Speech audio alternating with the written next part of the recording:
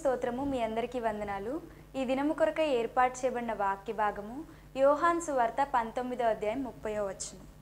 యేసు ఆ చిరక పుచ్చుకొని సమాప్తమైనదని చెప్పి తల వంచి ఆత్మను అప్పగించెను. ఆమేన్. దేవునికి స్తోత్రం. హల్లెలూయా, హల్లెలూయా. మన ప్రభువును ప్రియరక్షకుడైనటువంటి యేసుక్రీస్తు పరిశుద్ధ నామములో శాంతి టీవీలో ప్రసారం అవుతున్నటువంటి ఆయన హెచ్చవలసి ఉన్నది హీ మస్ట్ ఇంక్రీజ్ అనేటువంటి అనుదిన ఆత్మీయ కార్యక్రమానికి ఆత్మీయ బంధువులైన మీ అందరికీ ప్రత్యేకమైనటువంటి స్వాగతం పలుకుతున్నాం. దేవునికి స్తోత్రం. హల్లెలూయా. మీ అందరికీ ప్రత్యేకమైన వందనాలు. May God bless you. Hallelujah. స్తోత్రం.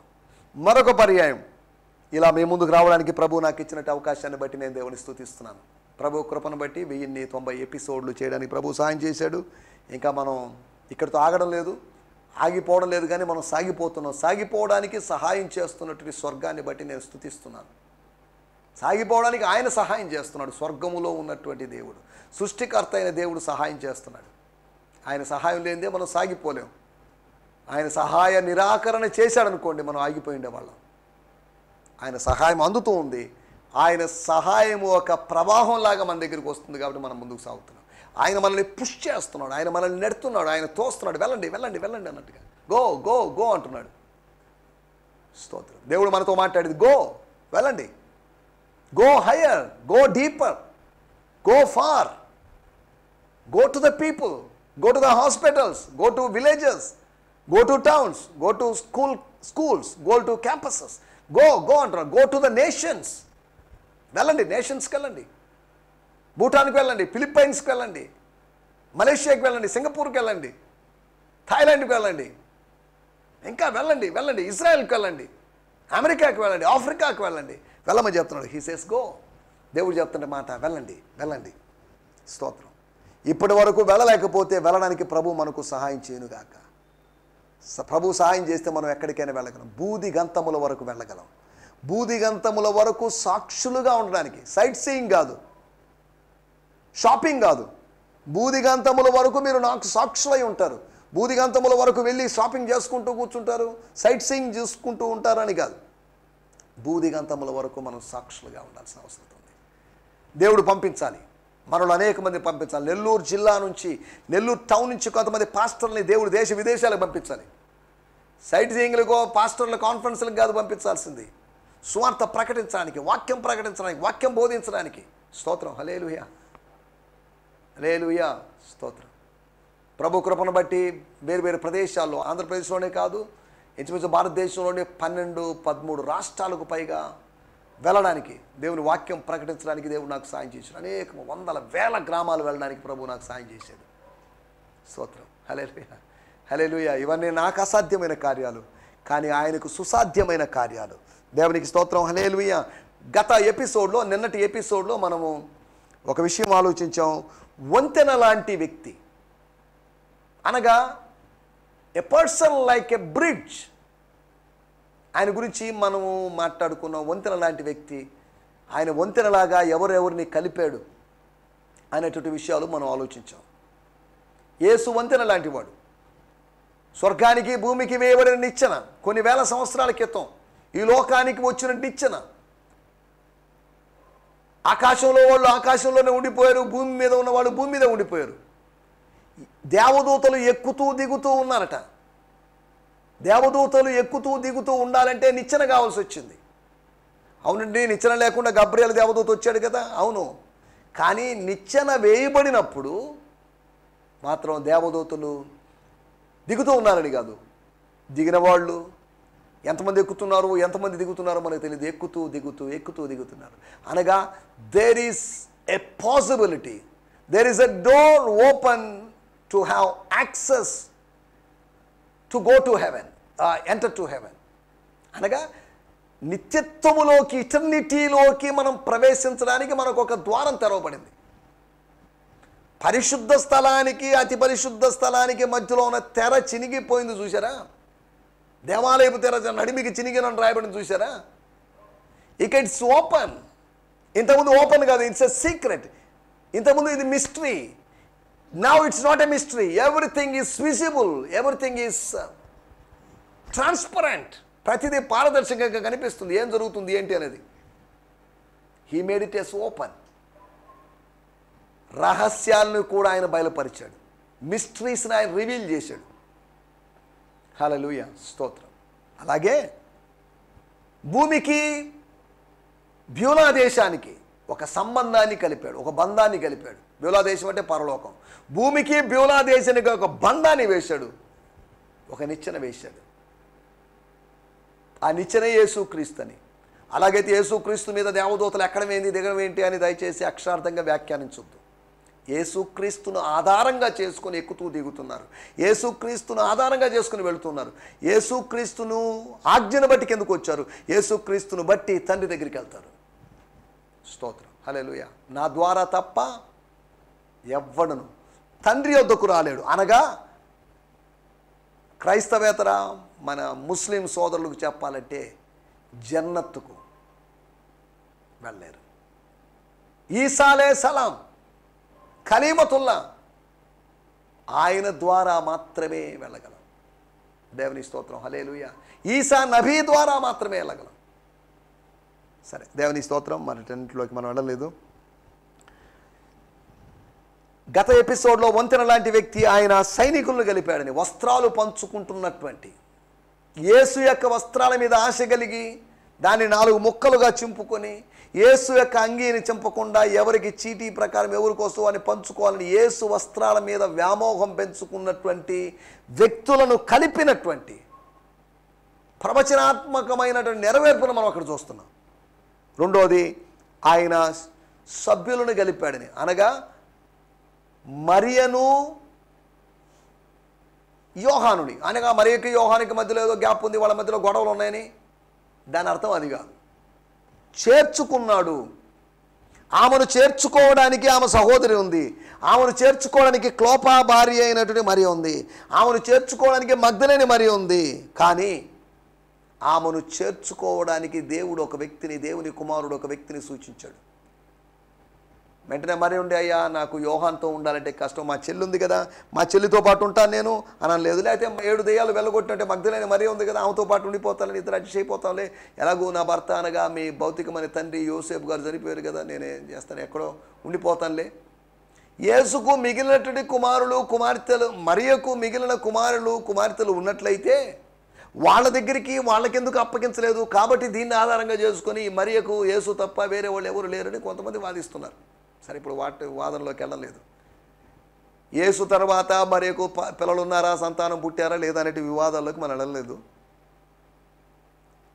స్తోత్రం, హల్లెలూయా, స్తోత్రం. మనం ఆలోచిస్తున్నట్టు విషయాలు. వంతెన లాంటి వ్యక్తి ఆయన సైనికుల్ని గలిపాడని, ఆయన సభ్యులను గలిపాడని, శిష్యులను గలిపాడని అనగా రహస్య శిష్యులను గలిపాడని, అంతేకాకుండా సింహాసనం మీద ఉన్న వాళ్ళని గలిపాడని అనగా అధికారులను అనగా హేరోదుని పిలాతును కలిపాడని, అంతేకాకుండా సత్యమైనవి అనగా ఆత్మసత్యమే పరమాత్మ సత్యము సత్యములను కలిపాడని, ఆత్మ పరమాత్మలను కలిపాడని, తన ఆత్మను పరమాత్మతో కలుపుకున్నాడని, లీనం చేసుకున్నాడని. స్తోత్రం. మనం ఇలా మాట్లాడతాం, తండ్రి నీ చేతికి నా ఆత్మను అప్పగిస్తున్నాను అని చెప్పి అప్పగించుకోవడం ద్వారా, సమాప్తమైనదని చెప్పి తల ఉంచి ఆత్మను అప్పగించుకోవడం ద్వారా జరిగిన విషయాల గురించి మనం మాట్లాడుకున్నాం. అంతేకాకుండా నికోదేము మరియు అరిమతయి యోసేపు వాళ్ళ మధ్యలో బంధాలు ఉన్నాయి. వాళ్ళ మధ్యలో బంధాలు లేకపోవడం ఏంటి? వాళ్ళు సన్నిహితులు, ఒకే ఆర్గనైజేషన్లో మెంబర్స్, వాళ్ళ మధ్యలో రిలేషన్స్ ఉన్నాయి. కానీ ఆ రిలేషన్ డీప్ అయింది. యేసును బట్టి ఆ రిలేషన్ స్ట్రాంగ్ అయింది. యేసును బట్టి మన బంధాలు బలపడాలి. యేసును బట్టి మన బంధాలు దింపుకూడదు. ఆయన నీకు నాకు సంబంధం లేదండి, యేసు వచ్చాడు, చిచ్చు పెట్టాడు, మన మధ్యలో కలం పెట్టాడు, మనల్ని విభజించాడు అనేది ఉండకూడదు. డివైడ్ అండ్ రూల్ అనేటువంటి విధానం కాదు యేసుది. యునైట్ అండ్ రూల్ అనేటువంటి విధానమే యేసుది. 2 రాష్ట్రాలు విభజన అయిన తర్వాత ఈ మధ్య కాలంలో స్టేట్మెంట్ నేను పేపర్లో చూసిన, పెద్ద పేపర్లు కూడా చూడను, ఆదివారం సోమవారం తప్ప మిగతా రోజులు చూసే టైం లేదు నాకు. ఈ 8 సంవత్సరాల తర్వాత మళ్ళీ 2 రాష్ట్రాలను కలుపుతాము చేస్తాము అనేటువంటి స్టేట్మెంట్లు కనిపించాయి. నాకు నవ్వు వచ్చింది. ఒకసారి విడిపోయారు, మళ్ళీ ఎక్కడ కలుసుకుంటారు? కలుసుకోవడం అసాధ్యం నేను అనడం లేదు, పొలిటికల్గా నేను మాట్లాడటం లేదండి, జనరల్గా నేను మాట్లాడుతున్నాను. అసలు ఎందుకు విడిపోయారు, ఎందుకు కలవాలనుకుంటున్నారు మీరు? వాళ్ళని ఏదో పార్టీ వాళ్ళని ప్రశ్నిస్తున్నానే కాదు. అనగా ప్రభుత్వాలు, మనుషులు, రాజకీయాలు లేకపోతే రాజకీయ నాయకులు విభజిస్తారేమో కానీ యేసు కలుపుతాడు. మాటి కలిపి మళ్ళీ విడగొట్టి, విడగొట్టి అని కాదు. విభజనకి ఇష్టపడిన ప్రజలు ఉన్నారు. తెలంగాణ వాళ్ళు మేము వేరైపోతామని ఇష్టపడ్డారు. మళ్ళీ ఇప్పుడు మేము ఒకటైపోతాం అనేటువంటి ఇష్టాన్ని ఎవరు వ్యక్తం చేయలేదు. నేను తెలంగాణ వెళ్తుంటాను పరిచర్యకి. ఎవరు మాకు ఆంధ్రాలో కలిసిపోవాలందండి అని ఎవరు అనలేదు. అందరూ విడివిడిగా ఉన్నారు. ఎవరి వ్యక్తిత్వాలను వాళ్ళు కాపాడుకుంటున్నారు. విడివిడిగా ఉన్నా కానీ ఐక్యతగా ఉండాలి. మనం వేరు వ్యక్తులమైనప్పటికీ కూడా మన మధ్యలో ఆత్మ కలిగించి ఐక్యత ఉండాలి. వేరు డినామినేషన్లు అయినప్పటికీ, వేరు చర్చలు అయినప్పటికీ, వేరు ప్రోగ్రాములు అయినప్పటికీ కూడా మన మధ్యలో ఆత్మ సంబంధమైన ఐక్యత ఉండాలి. సరే, దేవుని స్తోత్రం.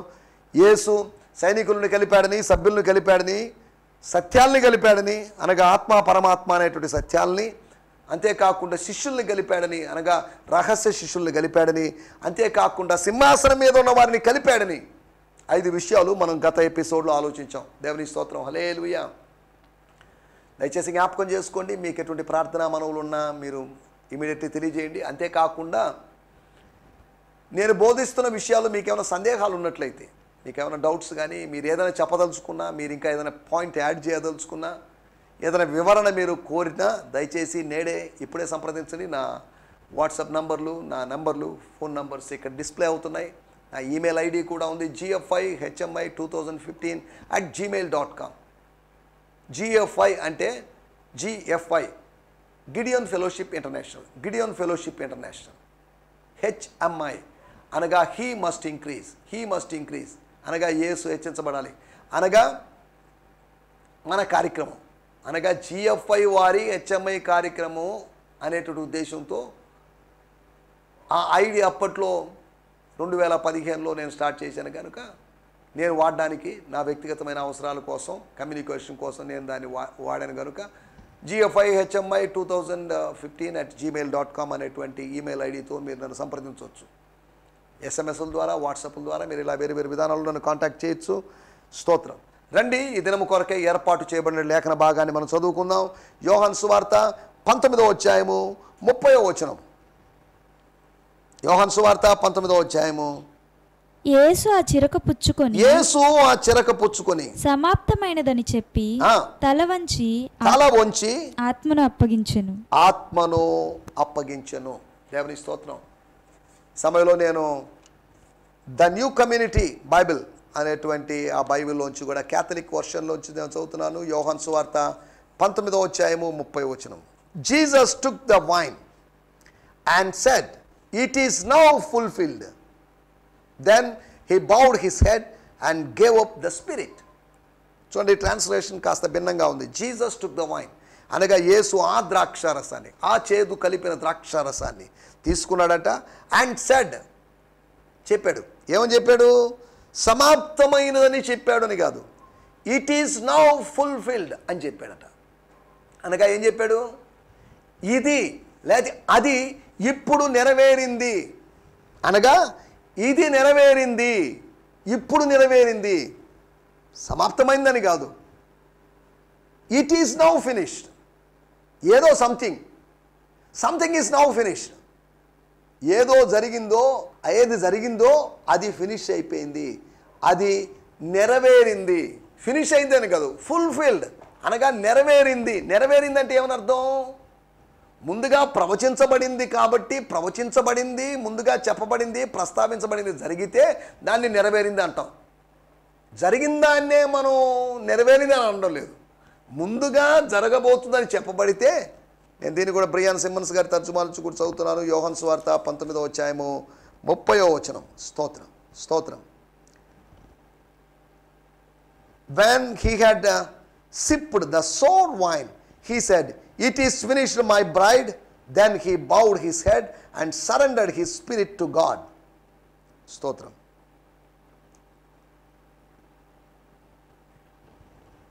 ఇక్కడ ఒక భిన్నంగా కనిపిస్తుంది తర్జుమా. వెన్ హీ హ్యాడ్ సిప్డ్ ఎప్పుడైతే ఆ చేదు ద్రాక్ష రసాన్ని ఆయన చప్పరిచ్చాడో, he said, it is finished my bride. అనగా నా పెళ్లి కుమార్తె ఇది ముగించబడింది, ఇది పూర్తయింది అని చెప్పాడు. ఇదేంటిది? It is finished. My braid అనేటువంటి తర్జుమా ఎలా వచ్చింది, మాట ఎలా వచ్చింది, ఫుట్ నోట్లో రాసింది. This is from the Hebrew word కాలా which has homonym that means fulfilled. Fulfilled అంటే ఆ మాటకు ఉపయోగించబడే కాలా అనేటువంటి మాట యొక్క అర్థం బ్రైడ్ అనగా వధువు, బ్రైడ్ గ్రూమ్ కాదు, వధువు లేకపోతే పెళ్లి కూతురు అని అర్థం. ఇట్ ఈస్ ఫినిష్డ్, నా వధువా లేకపోతే నా పెళ్లి కుమార్తె ఇది ఫినిష్ అయిపోయింది అని చెప్తున్నాడు. Jesus finish the work of our salvation for his braid. తన పెళ్లి కుమార్తె కొరకు ఆయన తన పనిని ముగించాడు. స్తోత్రం. దానికి సంబంధించిన నోట్స్ అక్కడ రాస్తున్నారు, సరే మనం వాటిలోకి వెళ్ళలేదు. Then he bowed his head and surrendered his spirit to God. ఆయన తల వంచి తన ఆత్మను సరెండర్ టు గాడ్, ఎవరికి అప్పగించాడు, దేవునికి అప్పగించాడు అనేటువంటి మాటను మనం బ్రియాన్ సిమ్మన్స్ గారి తర్జుమాలో చూస్తున్నాం. వాడుక భాషలో తర్జుమాలు చూద్దాం, తెలుగులో చదువుదాం. WBTC వాళ్ళ బైబిల్ బెంగళూరు వాళ్ళ పబ్లికేషన్. ఆయన దాన్ని రుచి చూచి అంతా ముగిసింది అని అన్నాడు. అంతా ముగిసింది అని అన్నాడు. ఆ మాట అన్నాక తలవాల్చి ఆత్మను అప్పగించాడు. ఆ మాట అన్న తర్వాత, ఆ మాట పలికిన తర్వాత తలవాల్చాడు, తల వంచేశాడు, తల దించుకున్నాడు, ఆత్మను అప్పగించాడు. అరామిక్ బైబిల్లో ఇలా రాయబడింది, బిహోల్డ్ ఇట్ ఈస్ ఫినిష్డ్. అంటే దాని అర్థం ఇదిగో ఇది సమాప్తమైంది. ఇదిగో అనేటువంటి మాట, బిహోల్డ్ అనే మాట ఇక్కడ లేదు, అంటే మన తెలుగులోని ఇంగ్లీష్లో లేదు. అరామిక్లోని తర్జుమాలో యేసు ఆ చిరకను పుచ్చుకొని ఇదిగో సమాప్తమైనదని చెప్పి తన తల ఉంచి తన ఆత్మను అప్పగించను. తన తల ఉంచి తన ఆత్మను తన తండ్రికి అప్పగించాడు. స్తోత్రం, హల్లెలూయా. తాను సమాప్తం చేశాడని తాను పలికి తల వంచి తన తల వంచి తన ఆత్మను తన తండ్రికి అప్పగించాడు. స్తోత్రం, హల్లెలూయా. మీకు ఈ మాటలు అర్థమవుతున్నాయి అనుకుంటాను. నా ప్రయాసం టెక్స్ట్ తీసుకున్న వాక్య భాగం మీకు అర్థం కావడానికి, దానికి వివరణ ఇవ్వడానికి, దానికి ఒక న్యాయం చేయడానికి వేరు తర్జుమాలోకి వెళ్ళి రకరకాలుగా ఆలోచించి రకరకాల కోణాల్లోంచి వెళ్తూ నా ప్రయత్నం నేను చేస్తున్నాను. డ్యూబే రేమ్స్ అనేటువంటి బైబిల్, అది కూడా క్యాథలిక్ వర్షన్. ఆ వర్షన్లో ఇట్ ఈస్ కన్సుమేటెడ్ అని రాయబడింది. ఇట్ ఈస్ కన్సుమేటెడ్ అంటే దాని అర్థం ఇది సంపూర్ణమైనది. చూడండి, సమాప్తమైనది అనేటువంటి ఒక తర్జుమా, ఇదిగో సమాప్తమైనది, ఇది నెరవేరింది అనేటువంటి ఒక తర్జుమా. అంతేకాకుండా ఇది నెరవేరింది నా వధువ అని చెప్పడం, ఇటువంటి విషయాలు మనం అక్కడ చూసాం. తర్వాత ప్రాముఖ్యంగా ఒక మాటను కూడా నేను మీకు గుర్తు చేస్తాను. హిందీ బైబిల్లో రాయబడిన మాట, యోహాను సువార్త 19:30 ఉన్న మాట, సిర్ జుకాకర్ అనగా తలను వంచి, తలను బెండ్ చేసి, క్లైనస్ అన్నారు. క్లైనస్ అంటే బెండ్, వంచడం అనగా వాలిపోయినట్టుగా వాడిపోయినట్టుగా వంగడం అని అర్థం. వంచి అక్కడేం జరిగింది, ఏమన్నాడు, ప్రాణ్ త్యాగ్ దియా. ఉస్నే సిర్ జుకాకర్ అనగా శిరస్సును వంచి, అనగా తల వంచి తల దించి అంటే మళ్ళీ అవమానకరంగా తల దించుకున్నాడని కాదు, సుఖపడి తల దించుకున్నాడని కాదు అని అర్థం. ఆ తల వంచి ఏమైంది, సిర్ జుకాకర్ ప్రాణ్ త్యాగ్ కియా అనగా ప్రాణత్యాగము చేశాడు. ఈ మాటే నాకు నచ్చింది. అంటే మిగతా మాటలు మంచివి కాదని కదా అని అర్థం. త్యాగము చేశాడు. మన టైటిల్ అదే, యేసు యొక్క త్యాగం, ప్రాణత్యాగం చేశాడు. యేసు యొక్క మరణం మామూలు మరణం, రోగం వచ్చి రోగశైలో ఉండి బెడ్ సోర్స్ వచ్చి కుళ్ళిపోయి అక్కడ ఇలా చచ్చిపోయాడని కాదు. యేసు యొక్క మరణం అద్భుతమైన మరణం. యేసు యొక్క మరణం ఆశ్చర్యకరమైన మరణం. ఆయన జననం ఆశ్చర్యమే, ఆయన జీవితం, ఆయనకు సంబంధించిన ప్రతిదీ ఆశ్చర్యమే. ఆయన ఆశ్చర్యకరుడు, ఆయన అద్భుతకరుడు. దేవుని స్తోత్రం, హల్లెలూయా. ఆయన చేసినటువంటి ప్రాణత్యాగం, శిలువయాగం, బలియాగం, శిలువయాగం, దాని గురించి మనం మాట్లాడుకోబోతున్నాం. యేసు యొక్క త్యాగం. ఇన్ని తర్జుమాల్లోంచి నేను ఎందుకు చెప్తున్నా అంటే మనం దీన్ని అర్థం చేసుకోవాలి. స్తోత్రం, హల్లెలూయా, హల్లెలూయా. ఒకవేళ ఈ సందేశంలో కొన్ని మాటలు అవి తర్జుమాలు మీకు అర్థం కాకపోతే దాన్ని మళ్ళీ కొద్దిగా రివైండ్ చేసి కొద్దిగా కాస్త వెనక్కి వెళ్ళిపోయి మళ్ళీ మొదటి నుంచి విని ఈ టెక్స్ట్ మనం తీసుకున్న మూలవాక్యం యేసు ఆ చిరకను పుచ్చుకొని ఆ సోర్ వైన్, ఫెర్మెంటెడ్ వైన్ తీసుకొని లేకపోతే ఆ చెరకును పుచ్చుకొని స్వీకరించి అంగీకరించి సమాప్తమైందని చెప్పి తల వంచి ఆత్మను అప్పగించును, దేవునికి అప్పగించును, తన్ను పంపిన వానికి అప్పగించును. ఈ మాట చెప్పినప్పుడు ఒక మాట చదువుకోవాలి.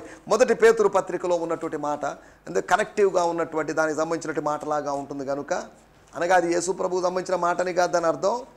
అక్కడ రాయబడిన మాట మొదటి పేతురు పత్రిక 216 పేజీ 4వ అధ్యాయము 19వ వచనం. కాబట్టి దేవుని చిత్త ప్రకారము బాధపడువారు సత్ప్రవర్తన గలవారై నమ్మకమైన సృష్టికర్తకు తమ ఆత్మలను అప్పగించుకొనవలెను. స్తోత్రం, హల్లెలూయా. ఏంటట? దేవుని చిత్త ప్రకారం బాధపడువారు, సిలువ వేయబడినటువంటి యేసు సత్ప్రవర్తన కలిగిన వాడై, సనుగుడు గొనుగుడు లేనివాడై, ఆవేశపడిన వాడై, శాంతమూర్తిగా మారి నమ్మకమైన సృష్టికర్తకు తమ ఆత్మలను అప్పగించుకోవాలి. స్తోత్రం. అప్పగించుకున్నాడుగా, అనగా యేసు చేసిన ప్రాణత్యాగాన్ని మనసులో పెట్టుకోనో లేదా దాని గురించి తెలుసుకోనో దాని గురించి రాయబడ్డాని గురించి తెలుసుకున్న తర్వాత పేతురులా చెప్పాడో లేదో మరి తెలియదు. లేదా యేసుని అడిగాడు, అయ్యా ఏం జరిగింది ఏంటి అంటే, నేను వెళ్ళిపోయిన తర్వాత, నేను పారిపోయిన తర్వాత, కోడి కూసిన తర్వాత నేను అక్కడ కనిపించలేదు కదా, తర్వాత ఏం జరిగిందండి అంటే యేసు ప్రభు చెప్పడాన్ని బట్టి ఆయన చెప్తున్నాడు, నమ్మకమైన సృష్టికర్తకు మన ఆత్మలను, యేసు చూపిన మాదిరి ప్రకారం మన ఆత్మను ఆయనకు అప్పగించుకోవాలి. ఆత్మ దయచేసిన దేవుని దగ్గరికి వెళ్తుంది. అదే సమయంలో ఆత్మను దయచేసినటువంటి దేవునికే మనం అప్పగించుకోవాలి. దేవునికి స్తోత్రం, హల్లెలూయా.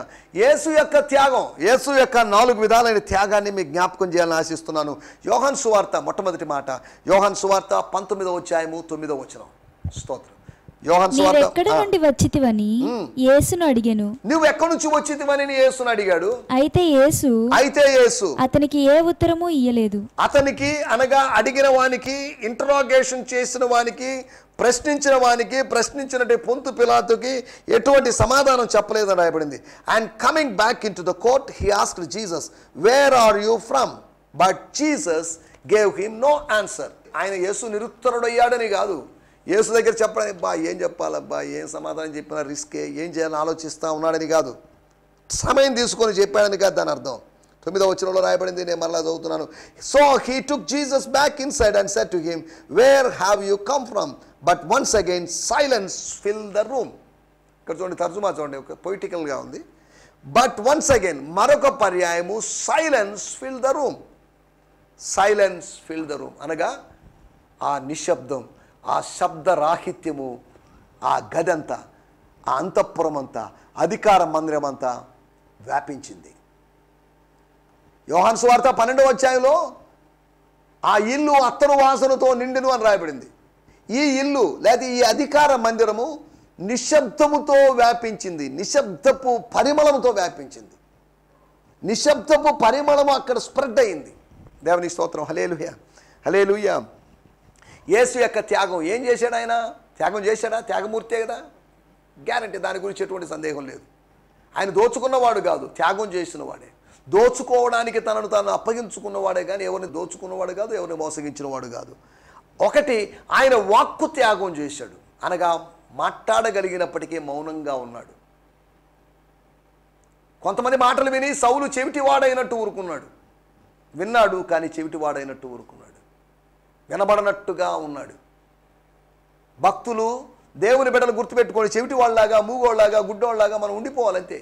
కొన్ని చూసినా చూడనట్టుగా ఉండాలి, కొన్ని విన్నట్టుగా ఉండాలి. ప్రతిదానికి కామెంట్లు చేయకూడదు, ప్రతిదానికి రెస్పాండ్ అయిపోయి, ప్రతిదానికి రెచ్చిపోయి రేగిపోయి చేయకూడదు. సైలెంట్గా ఉండండి.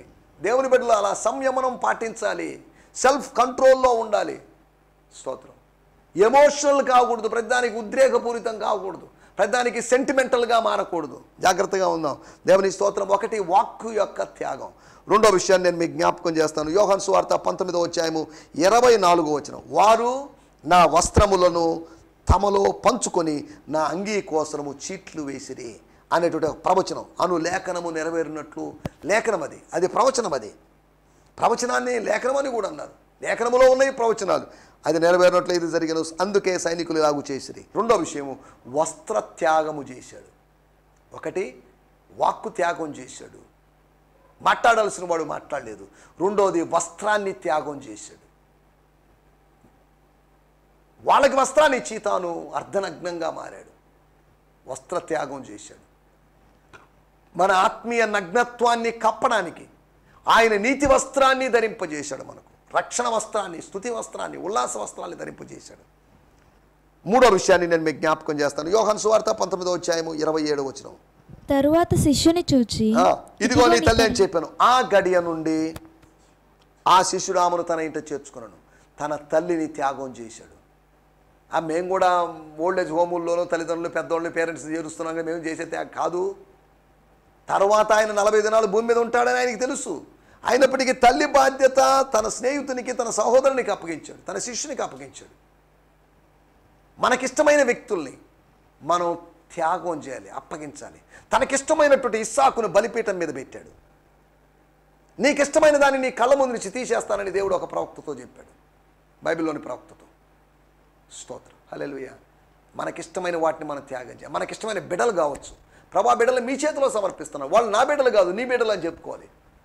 బిడ్డలను మనం త్యాగం చేయాలి, వ్యక్తులను త్యాగం చేయాలి. మనల్ని మనం త్యాగం చేసుకుంటున్నాను, నన్ను నేను అప్పగించుకుంటున్నాను. అదే సమయంలో నా భార్యను అప్పగిస్తున్నాను, నా భర్తను నీ చేతిలోకి అప్పగిస్తున్నాను, నా బిడ్డలు నీ చేతిలోకి నా సంఘస్థులను నీ చేతిలోకి అప్పగిస్తున్నాను, నా బంధువులు మీ చేతిలోకి అప్పగిస్తున్నాను. ఇది ఇటువంటి అనుభవం, వ్యక్తి త్యాగం. 4వ విషయాన్ని ముగించేస్తాను. యెషయా గ్రంథము 50:5-6 యెషయా గ్రంథము 50:5 మరియు 6 ప్రభువగు యెహోవా నా చెవికి విను, Yes. బుద్ధి పుట్టింపగా నేను ఆయన మీద తిరుగుబాటు చేయలేదు. 6 మాత్రమే. కట్టువారికి నా వీపును అప్పగించి తిని. కొట్టువారికి నా వీపును అప్పగించి తిని. కొట్టేవాళ్ళు ఎవరన్నా రండి, నన్ను కొద్దండి, నన్ను కొట్టండి, నా వీపు మీద కొట్టండి. కొట్టువారికి నా వీపును అప్పగించి తిని. వెంట్రుకలు పెరికివేయ వారికి నా చెంపలు అప్పగించి తిని. ఉమ్మివేయ వారికి, అవమానపరచు వారికి నా ముఖము దాచుకొనలేదు. అంటే నేను వీపును అప్పగించాను, చెంపలు అప్పగించాను, ముఖాన్ని అప్పగించాను. తను 3 అప్పగించుకున్నట్లుగా ఇక్కడ అక్షరార్థంగా కాదు, లేకపోతే అలంకార రూపంలో కొన్ని చెప్పబడిన మాటలు మనం అర్థం చేసుకోవాలి. వీపును అప్పగించాడు. వీపును అప్పగించడం, వీపు దేహంలో మధ్య భాగం. వీపును అప్పగించడం, వీపు విశ్రమిస్తుంది, జారిగడ పడుతుంది, లేకపోతే ఆనుకుంటుంది. వీపు లేకపోతే నడుము బలానికి గుర్తుగా ఉంది, విశ్రాంతికి గుర్తుగా ఉంది. నా విశ్రాంతిని, నా సుఖాన్ని నేను త్యాగం చేశాను. వీపును అప్పగించడం అంటే విశ్రాంతిని త్యాగం చేయడం. వీపును అప్పగించితిని, చంపలు అప్పగించింది. పెరుగుతారా? గడ్డం పీకండి. గడ్డం పీకితే ఎంత నొప్పిగా ఉంటుంది చూడండి. గుద్దడానికి తన వీపును అప్పగించాడు. యేసు ప్రభు తన దేహాన్ని మొత్తం అప్పగించేశాడు. స్తోత్రం. వీపును త్యాగం చేశాడు. యేసు ప్రభు యొక్క వాక్కు త్యాగం, వస్త్ర త్యాగం, వ్యక్తి త్యాగం, వీపు త్యాగం అనేటువంటి 4 త్యాగాలు. యేసులాగా త్యాగం చేస్తూ ముందుకు సాగడానికి ప్రభు మనకు సహాయం చేయనుగాక. హల్లెలూయా, హల్లెలూయా. మీ అందరికీ ప్రత్యేకమైన వందనాలు. ఆమేన్. స్తోత్రం. ఈ సందేశము మీకు ఆశీర్వాదకరంగా ఉందని నమ్ముచున్నాము. ప్రార్థన అవసరతల కొరకు మమ్మల్ని సంప్రదించవలసిన మా చిరునామా గిద్యోన్ మిషన్ చర్చ్, 6వ వీధి, శాంతినగర్, నెల్లూరు 4, ఆంధ్రప్రదేశ్. పిన్ 524004. మా ఫోన్ నంబర్లు 7036443613 మరి ఒక నంబర్ 9392293010. మా ఈమెయిల్ ఐడి gfihmi2015@gmail.com. దేవుడు మిమ్మును ఆశీర్వదించునుగాక. ఆమేన్.